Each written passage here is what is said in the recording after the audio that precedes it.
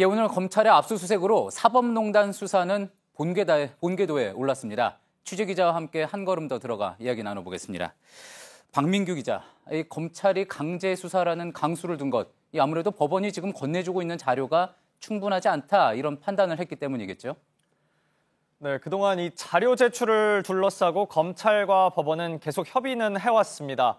상대가 사법부인 만큼 검찰로서도 만만치 않은 수사인 셈인데요. 검찰은 오늘 압수수색 대상이 된 임종원 전 법원행정처 차장 등 의혹의 이 핵심에 있는 인물들의 하드디스크 등 자료를 통째로 달라, 이런 입장이었습니다. 그런데 법원이 이걸 거부하면서 보름 전부터 이미징, 그러니까 하드디스크를 그대로 복사해가는 작업을 검찰로 하여금 하도록 했는데요. 이 복사 역시 일부 자료에 대해서만 진행이 되고 있습니다. 결국 검찰은 이 상태로는 수사에 한계가 있다고 보고 그동안 조사한 자료를 토대로 임 전 차장의 범죄 혐의를 특정했고 오늘 압수수색에 착수했습니다. 예, 그렇군요.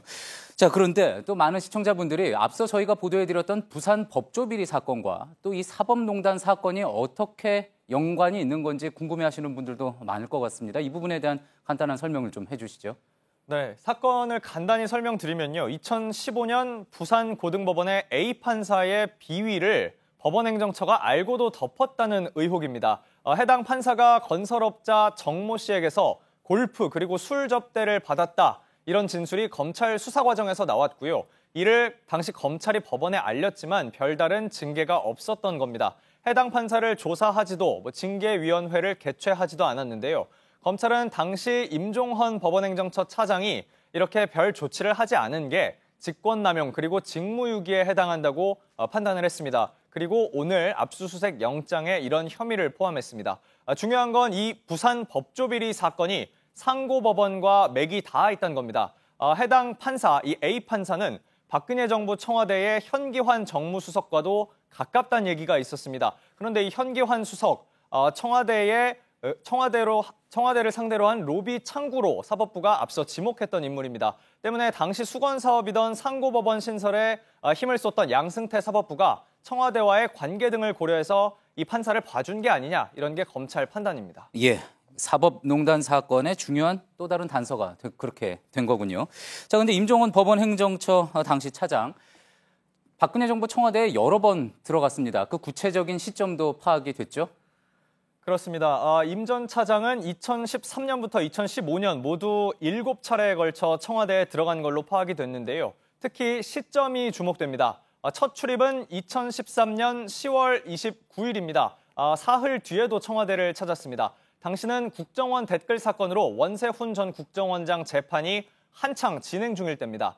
재판이 시작되던 2달 정도 앞선 시점이죠. 2013년 8월 말에는 원세훈 전 원장의 재판과 관련된 의혹의 문건을 작성한 행정처의 또 다른 판사가 청와대를 찾기도 했습니다. 그러니까 정권의 정당성을 흔들 수 있는 현안이 터져 나오자 법원의 청와대 방문이 시작된 셈입니다. 이때부터 법원행정처는 원 전 원장 재판과 관련한 다수의 문건을 만들기 시작합니다. 예, 시점이 미묘하다고 볼 수가 있겠는데 이 임 전 차장의 청와대 방문, 2013년뿐만이 아니라 2015년까지 이어졌다고 하죠? 그렇습니다. 이듬해인 2014년에는 3차례, 그리고 2015년에는 2차례 청와대를 방문합니다. 모두 6번째 방문일이 되는데 2015년 1월 28일 6번째 청와대를 찾은 시점은 이석기 전 통합진보당 의원에 대한 징역 9년 유죄 확정 판결 직후이자 국정원 댓글 공작과 관련해서 김용판 전 서울지방경찰청장에게 대법원이 무죄를 선고하기 바로 하루 전입니다. 또 마지막 방문 7월 31일인데요. 박근혜 전 대통령과 양승태 전 대법원장의 독대를 일주일 앞둔 시점입니다. 이날 법원행정처는 정부 운영에 대한 사법부의 협력 사례라는 제목의 문건을 작성한 사실이 최근 드러나기도 했습니다. 검찰은 박근혜 전 대통령과 양승태 전 대법원장 이 두 사람의 독대를 앞두고 임 전 차장과 청와대 관계자 사이에 상고법원에 대한 어떤 논의 등이 있었을 가능성에 주목하고 있습니다. 예, 잘 들었습니다. 박민규 기자였습니다.